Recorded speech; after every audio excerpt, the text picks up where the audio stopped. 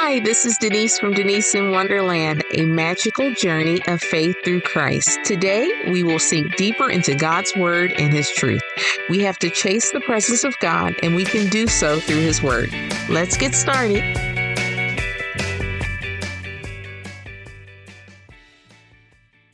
Job 3.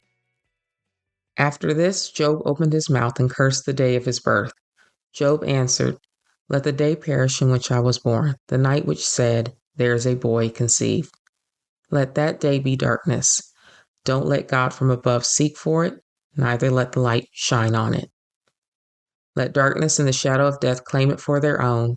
Let a cloud dwell on it. Let all that makes the day black terrify it. As for that night, let thick darkness seize on it. Let it not rejoice among the days of the year. Let it not come into the number of the months.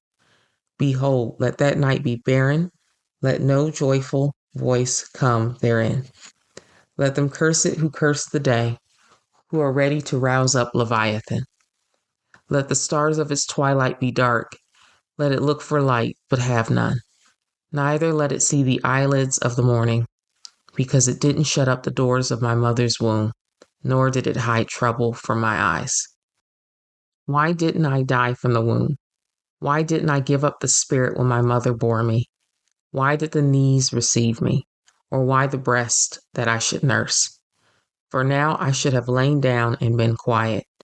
I should have slept, then I would have been at rest, with kings and counselors of the earth who built up waste places for themselves, or with princes who had gold, who filled their houses with silver, or as a hidden untimely birth I had not been, as infants who never saw light.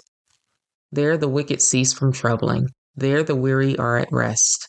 There the prisoners are at ease together. They don't hear the voice of the taskmaster. The small and the great are there. The servant is free from his master. Why is light given to him who is in misery? Life to the bitter in soul, who long for death but it doesn't come, who dig for it more than for hidden treasures, who rejoice exceedingly and are glad when they can find the grave. Why is light given to a man whose way is hidden, whom God has hedged in? For my sighing comes before I eat, my groanings are poured out like water, for the thing which I fear comes on me. That which I am afraid of comes to me. I am not at ease, neither am I quiet, neither do I have rest, but trouble comes. Job 4. Then Eliphaz the Temanite answered, "If someone ventures to talk with you, will you be grieved? But who can withhold himself from speaking? Behold, you have instructed many, you have strengthened the weak hands. Your words have supported him who was falling. You have made the feeble knees firm. But now it has come to you, and you faint. It touches you, and you are troubled. Isn't your piety your confidence? Isn't the integrity of your ways your hope? Remember now, whoever perished being innocent, or where were the upright cut off? According to what I have seen, those who plow iniquity and sow trouble reap the same. By the breath of God they perish. By the blast of his anger are they consumed. The roaring of the lion and the voice of the fierce lion, the teeth of the young lions are broken. The old lion perishes for lack of prey. The cubs of the lioness are scattered abroad. Now a thing was secretly brought to me. My ear received a whisper of it. In thoughts from the visions of the night, when deep sleep falls on men, fear came on me and trembling, which made all my bones shake. Then a spirit passed before my face. The hair of my flesh stood up. It stood still, but I couldn't discern its appearance. A form was before my eyes. Silence, then I heard a voice saying, "Shall mortal man be more just than God? Shall a man be more pure than his Maker? Behold, he puts no trust in his servants. He charges his angels with error. How much more those who dwell in houses of clay, whose foundation is in the dust, who are crushed before the moth? Between morning and evening they are destroyed. They perish forever without any regarding it. Isn't their tent cord plucked up within them? They die in that without wisdom. Job 5. Call now. Is there any who will answer you? To which of the holy ones will you turn? For resentment kills the foolish man, and jealousy kills the simple. I have seen the foolish taking root, but suddenly I cursed his habitation. His children are far from safety. They are crushed in the gate. Neither is there any to deliver them. Whose harvest the hungry eats up, and take it even out of the thorns. The snare gapes for their substance, for affliction doesn't come out of the dust, neither does trouble spring out of the ground. But man is born to trouble as the sparks fly upward. But as for me, I would seek God. I would commit my cause to God. Who does great things that can't be fathomed, marvelous things without number? Who gives rain on the earth and sends waters on the field, so that he sets up high those who are low, those who mourn are exalted to safety. He frustrates the plans of the crafty, so that their hands can't perform their enterprise. He takes the wise in their own craftiness. The counsel of the cunning is carried headlong. They meet with darkness in the daytime and grope at noonday as in the night. But he saves from the sword of their mouth, even the needy from the hand of the mighty. So the poor has hope, and injustice shuts his mouth. Behold, happy is the man whom God corrects. Therefore do not despise the chastening of the Almighty, for he wounds and binds up. For he wounds and binds up. He injures and his hands make whole. He will deliver you in 6 troubles. Yes, in 7, no evil will touch you. In famine, he will redeem you from death. In war, from the power of the sword. You will be hidden from the scourge of the tongue. Neither will you be afraid of destruction when it comes. You will laugh at destruction and famine. Neither will you be afraid of the animals of the earth, for you will be allied with the stones of the field. The animals of the field will be at peace with you. You will know that your tent is in peace. You will visit your fold and will miss nothing.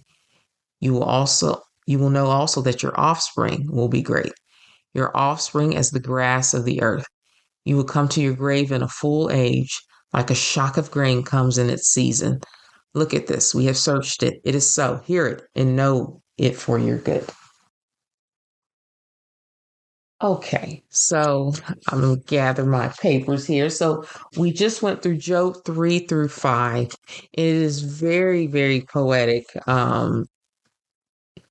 In how it's structured. You can see, I mean, it, even if you view it in the Bible, I mean, it looks like this very, very long poem.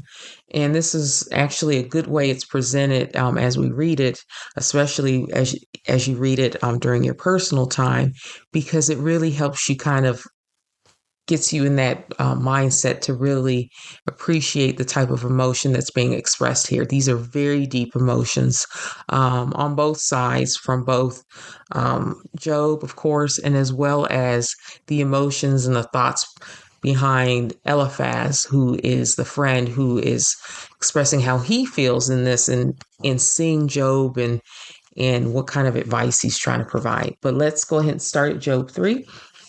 So if you recall, when we were in Job 2, we had the friends that were shocked when they saw Job because he just looked so different.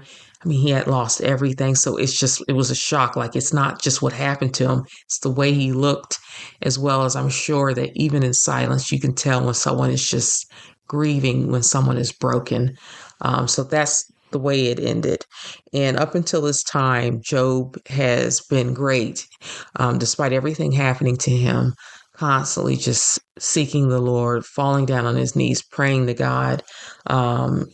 So that is where we were before. So when we start in Job 3, immediately it says, after this, Job opened his mouth. So Job is no longer praising. And remember before, I wanted to include this, is even though he was praising the Lord, he was not denying what was happening. So he wasn't in denial. Rather, he was just more focused on Yahweh and let Yahweh know that he trusted him in all of this. And none of what Job did before got him in trouble, really.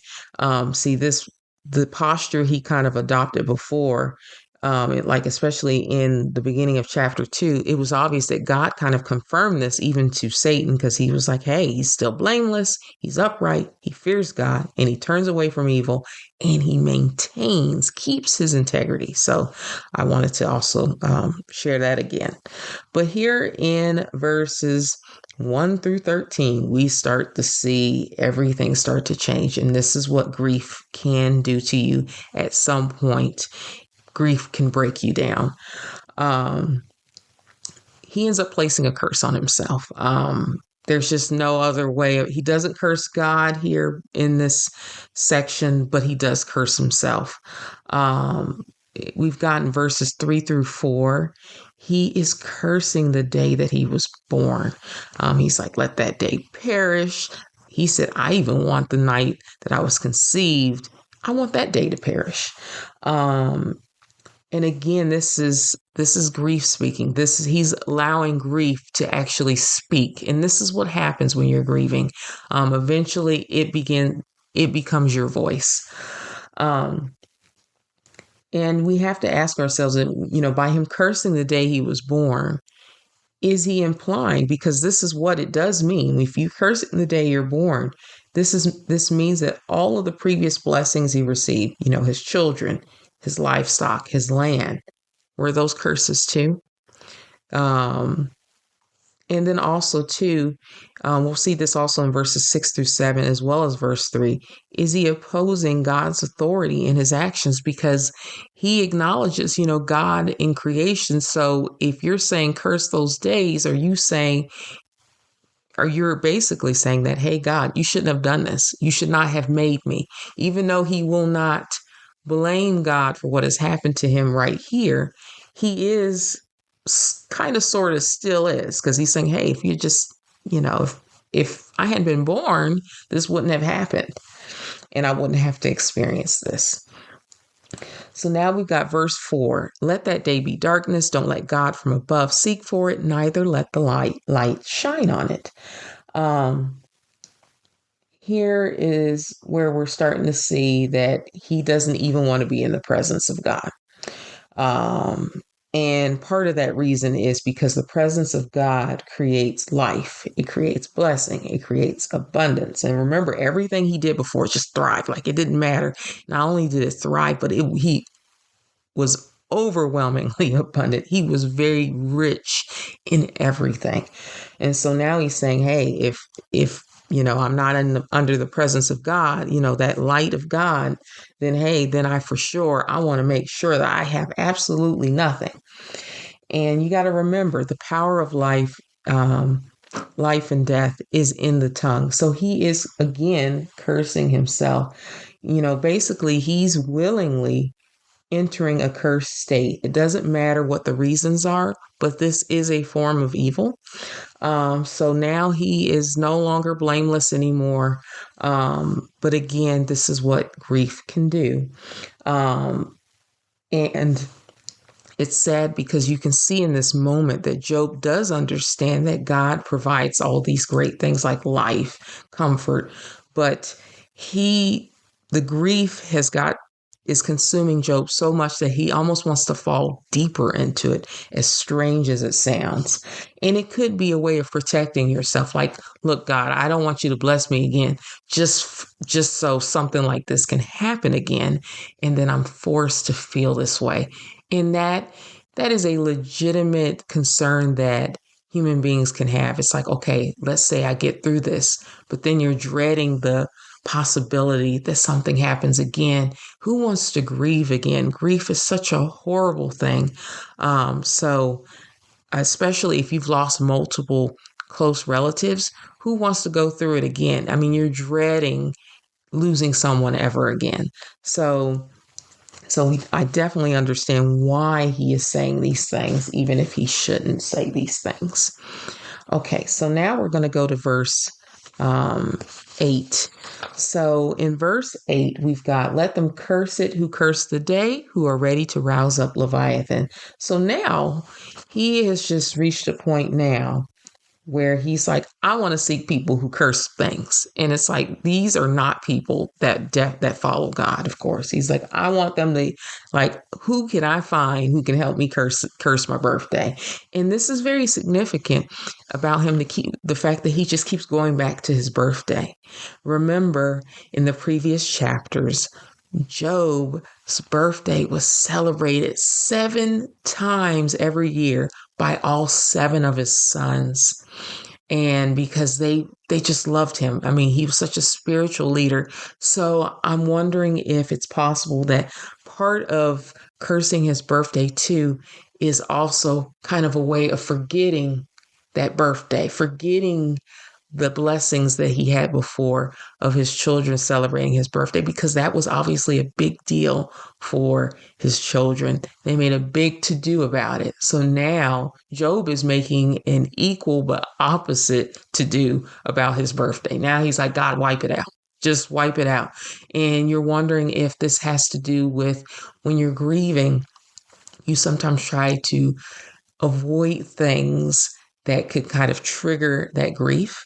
And I'm wondering if he's like, curse that birthday. Like, I don't even want to know it exists anymore, because he's probably already thinking, oh, when I have my next birthday, I won't have 7 parties. I won't even have 6. I won't have 5. I won't have a single birthday party celebration for my children anymore, because they're all gone. So the birthday could be a painful day. And just remember that's another thing that grief will do to you. It will have you constantly trying to find ways to avoid that grief. And that's what's guiding his response. So this is just total annihilation. He's annihilating himself right now.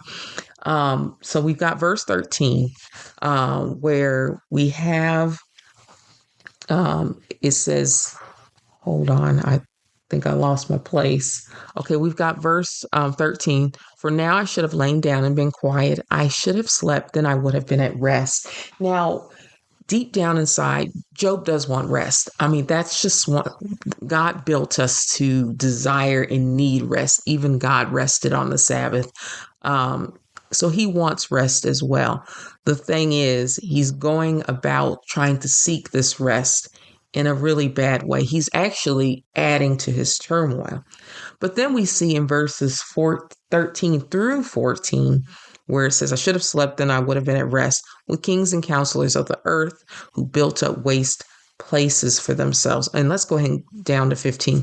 Or with princes who had gold, who filled their houses with silver. I feel right here, as strange as this sounds, even though he's grieving, he's getting a little grandiose. We're seeing that Job is getting progressively worse. We can agree, but he's getting a little grandiose. He's like, "Oh, it would have been better, God, if, why didn't you let me leave? It would have been better for me to die, before all this happened, because if I had died, then I would have died this great sheik. I would have died I would have had the same status as these kings and counselors of the earth who built these wonderful places. Because remember, he had all this land, all these employees. So this is a little bit of sinfulness right here. Even though he wants rest, but then he's like, oh, but hey, God, why didn't you let me just die great? Because see, right now he's in a devastated state. And now anyone who views, can you imagine the word that's getting around? Hey, we talked about this last time. Did you hear what happened to Job? Hey, he had everything. He's got nothing, man. So I wonder if some of that's, playing in his head as well. Like, God, why didn't you at least let me die great? Now I've got nothing now. But again, this is sinful thinking. So now we're going to go down, we're going to jump down to verse 16. It says, or as a hidden, untimely birth I had not been, as infants who never saw light. Again, we're going back to wishing he wasn't born. And I really think the birthday has a lot to do with it, those birthday celebrations. But Job is a man who is splintered. He doesn't even know what he wants at this point. He just wants it to be over. He's all over. He's very fragmented. He's jumping here, there, everywhere. Again, grief is at work. Then we got verses 17 through 18, where it says, there the wicked cease from troubling. There the weary are at rest. There the prisoners are at ease together. They don't hear the voice of the taskmaster. This section is just talking about Sheol, talking about death. He's saying, hey, it brings peace to all. Like, it doesn't matter what your status is on earth. Hey, if you can die, at least you can stop worrying, you can stop stressing. It's almost like everyone has equal status once they die. So he wants that peace. He's like, just send me there. So first he went from saying, I want the rest so I could have died like some of the big time people. Like, why let me die as this horrid person who's like diseased? Like, why didn't I just die as some wealthy dude? Now he's going to, hey, I just want to join everybody in death and just be like everyone else. Again, he's just jumping everywhere. Okay, so now we've got verses 20 through 22. It says, why is light given to him who's in misery, life to the bitter in soul? So now he's looking at other people. He says, why, God, do you even let us live? Like, he's now starting to accuse God. He's now shifted there. He never really wants to say anything about God. Remember, he's very defensive and he scolded his wife. But now he's slightly moving that needle some. But let's be clear, grief torments you. And it's tormenting him, and he's trying to release this torment in some way. But yeah, he is now saying, hey, God, why'd you even let this happen? Then we got verse 23. Why is light given to a man whose way is hidden, whom God has hedged in? Remember in verse 10 of chapter 1, when Satan came to God and said, oh, you've got a hedge around him. That's why he hasn't helped you. So it's interesting here that we've got Job saying, he's now seeing the hedge as God hemming him in and only letting him experience evil at this point, or just tragedy. But it's funny, this is the opposite of what Satan said. Even Satan acknowledged that he had a hedge that was protection. And what Job does not understand in this moment is that he still has a hedge, because Satan was only permitted to do so many things.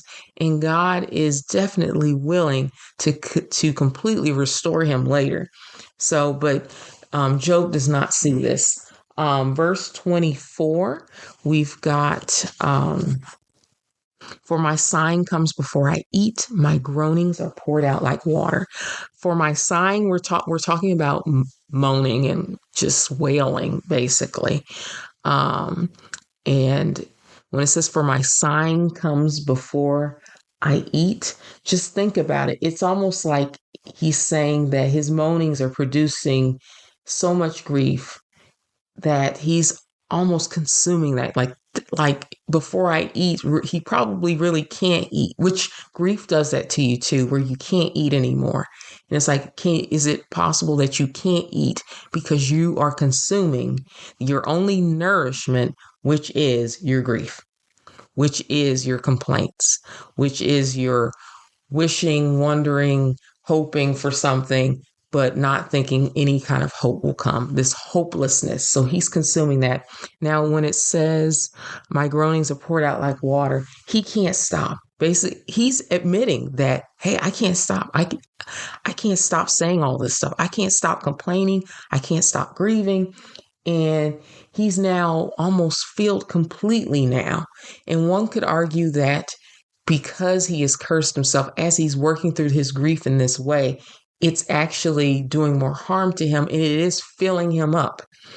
And so because it's filling him up, he has no choice but to just keep talking and keep almost just vomiting all this grief up in this bad way. Now we got verse 25. For the thing which I fear comes on me, that which I am afraid of comes to me. He's acknowledging, hey, my fears came true. Remember, he kept sacrificing on his children's behalf because he said, just in case his children may have offended the Lord, he wanted to make sure he covered them. So again, this does make you wonder, well, okay, so Job, you're you understood that this could happen. But, this fear is not a good thing. We all know fear does not come from the Lord. And so you're wondering if he's now starting to wonder, well, hey, if my fear came true and I was doing all the right things, why did this fear come true? So again, this is introducing another why question, because grief is filled with whys. You just keep asking why. So now we're going to now shift to Job 4. This is Eliphaz the Temanite, the friend. This is his first speech. And basically, one of the big messages he says is, hey, everybody sins. Everybody makes a mistake. And, God must judge. God must issue some kind of punishment or consequence. So we've got through verses 1-6 where he's trying to console him. And you see this part in verse 2 where he is a little sensitive, where he's like, hey, if someone ventures to talk with you, will you be grieved? But who can withhold from speaking? Basically, he's saying he feels uneasy trying to talk to him right now, which this is what happens if you are a friend witnessing someone grieving. You struggle to find the right words. You don't even know if there's any right words. And a lot of times you don't want to make it worse. Sometimes you could have great intentions and you can multiply your friend's grief depending on what you say. Verse 5, we've got, but now it's come to you and you faint, it touches you and you're troubled. We're talking about, hey, now you're finally experiencing tragedy when you've previously helped others. And he's like, hey, I understand you've been broken down, you've been overwhelmed. And then we got verses 7-21, where now he's going to spend a lot of time talking about how God does judge, but he does say that God can deliver you from this sorrow. So we've got in verse 7, remember now whoever perished being innocent, or where were the upright cut off. So he's implying that, hey, all men mess up sometimes. And, he's also implying, hey, Job, you probably did something, but it's okay. But you probably did something. I mean, that's kind of what he's implying here. Now, we all know that he did not. So this could make Job defensive. I want to go back to verse 6 where it says, isn't your piety your confidence? Isn't the integrity of your ways your hope? In verse 6, he's like, hey, don't abandon your piety. Remember, we've heard that reference to your integrity. Basically, it's faith. Like, don't abandon it just because this is happening. But I think that when he says that and then switches to verse 7, he's like, don't abandon your integrity. But then he just implied, but hey, all people mess up. And if you're Job, you're like, but I didn't do anything wrong. So if I didn't do anything wrong, but then you're telling me to be faithful, but how can I reconcile I didn't do anything wrong? And you're telling me that this happened because I did something. And sometimes the thing is, when things happen, like let's say someone dies, your children die, you may not have actually done anything. So this may not be the best advice, the best words that Eliphaz is delivering, but he is trying. So we do have to admit that. We've got verses 12-21. If you're wondering, well, what are they talking about? They're talking about something that he received secretly. This is a vision. So Eliphaz received some kind of vision, and so now he feels like he wants to share this. We've gotten verse 17, again, him re-saying again and reconfirming. He says, shall mortal man be more just than God? Shall a man be more pure than his maker? He's still trying to say, hey, all men falter. No man is really good, which no man is really, truly sinless. But we do know that he was upright and God considered him blameless. So it's kind of, again, this is probably not the best words to say to Job, because Job has an experience that's slightly different than what Eliphaz believes he's experiencing. And then he talks about in verse 21 where Eliphaz basically says, isn't their tent cord plucked up within them? They die in that without wisdom. He's basically referring to at some point people will be wiped out. They will die. Any people that kind of oppose God, and man is mortal, but also too, man eventually is going to earn their death, so to speak. Because it says they die in that without wisdom. So eventually, man is just he makes some kind of error, because that's what he used that word earlier, and then he dies immediately. So that is one of the things he's saying. But again, Eliphaz is ignorant of the fact that this was initially a trial. It was a way of building a testimony for Job to demonstrate that Job was upright and blameless. So Eliphaz does not know this. And so again, while he did share some truths, they were not applicable to Job before Job cursed himself, of course. So now we're going to shift to Job 5, verses 9. If verses 9, during the first half of Job 5, Eliphaz is trying to say, hey, this isn't necessarily the end, which that is a good thing to say. He says in verses 3, I have seen the foolish taking root, but suddenly I cursed his habitation. Again, he's saying, I have seen. So he's going by his observations. So Eliphaz, again, has only seen one dimension of how God acts in the earth. So he's not 100% informed in the situation. Even though he is sharing some good stuff, it just doesn't apply to him. This whole story of this whole section about Eliphaz really tells us this is why God alone must be responsible for consoling and restoring us. Now, it is great to try to console and restore and to help people out during times of pain, but we must redirect them to God, because we may not know the whole story. And we don't have to know the whole story, but we know that God does. And that's why you refer your friends out. Anytime I would have a friend, like, let's say she had an issue with a spouse, I didn't want to take sides. I was like, have you spoken to God? And have you read the word of God? Because those are the two things that matter. Read the word of God and speak to God. Get in his presence. Oh, and the third thing, pray, which is part of getting in the presence of God. It's like, that's what you should do. Because there's no way I know what's going on. And I may give what I think is good advice, and God may get on to me and say, oh, nope, Denise, I didn't want you to tell her that. It's like, the one thing you can share is the word of God, and you can redirect someone to prayer and to get into the presence of God. Those are the three things that that you will not lead anyone astray when you do that. Because, see, well-meaning friends can actually multiply your misery. Because they may be unaware of God's purpose in your pain. There could be pain because God does want to discipline you.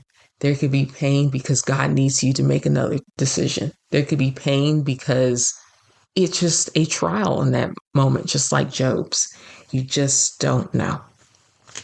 All right, we're almost done here. Verses 6-7.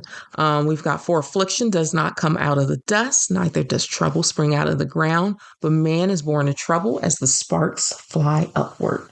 So again, he's doubling down. Eliphaz is saying punishment doesn't just come out of nowhere. It's a response to something. And this kind of statement could make Job think, are you trying to ask me what I did? Because I didn't, again, he's going to say, I didn't do anything. And it's like, is Eliphaz trying to get Job to tell him what he did?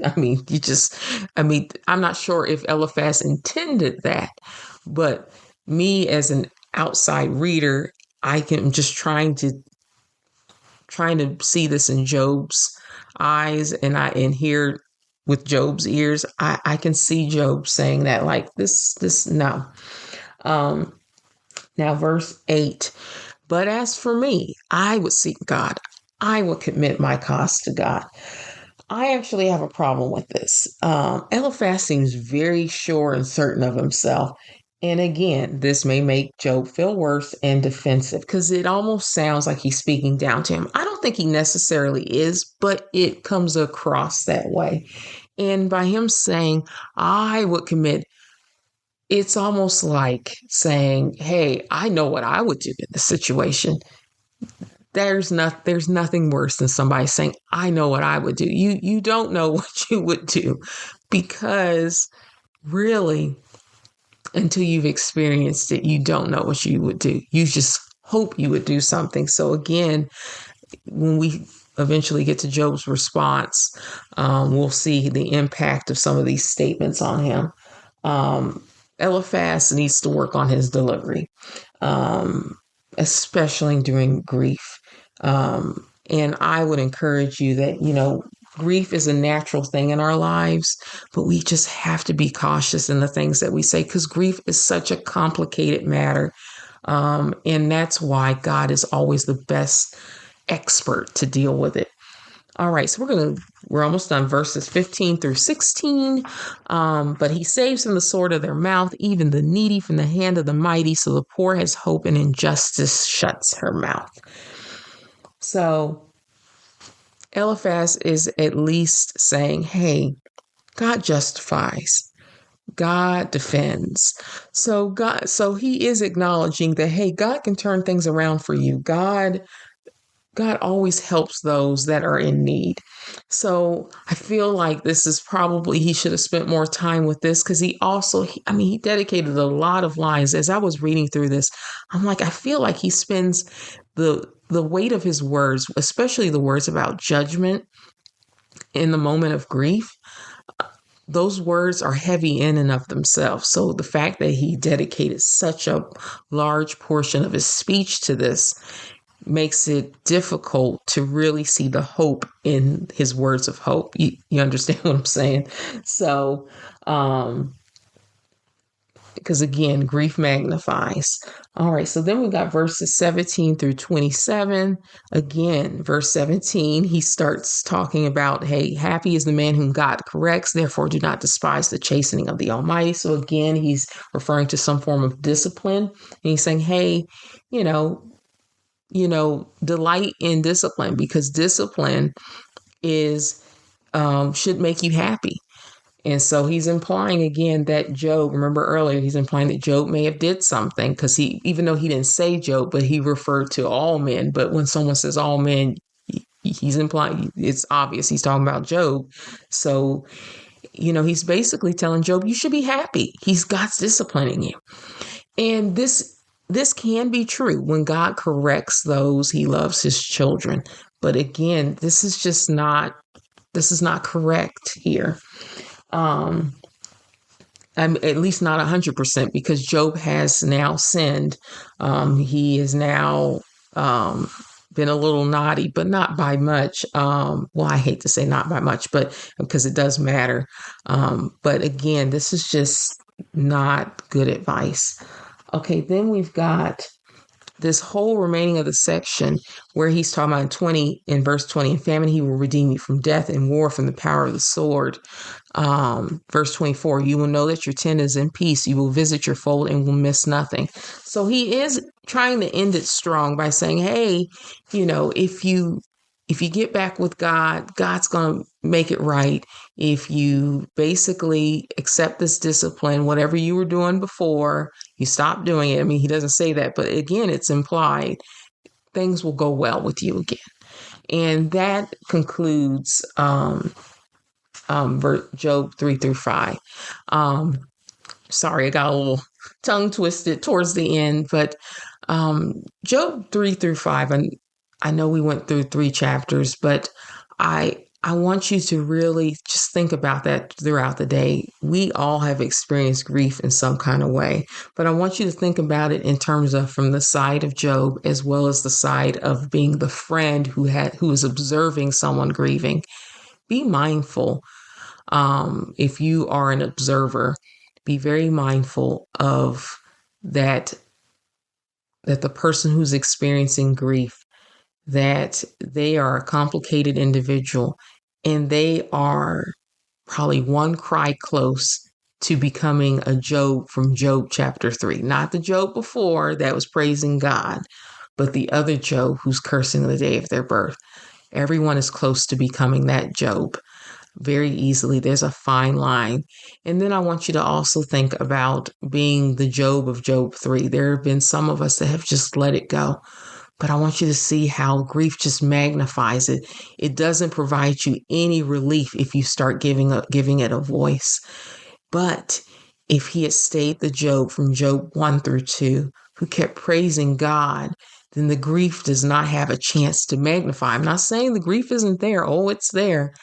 But you don't give grief a chance to sink deeper into you, to fill you up. So I hope God blesses you with this word today. And I hope if you happen to be experiencing any kind of grief or you're witnessing someone who is, just think about how God could intervene and completely change your outlook on life. So I look forward to reading Job 6 through 7. So we'll only have 2 chapters tomorrow. And I hope you all have a great and blessed day with God. Bye.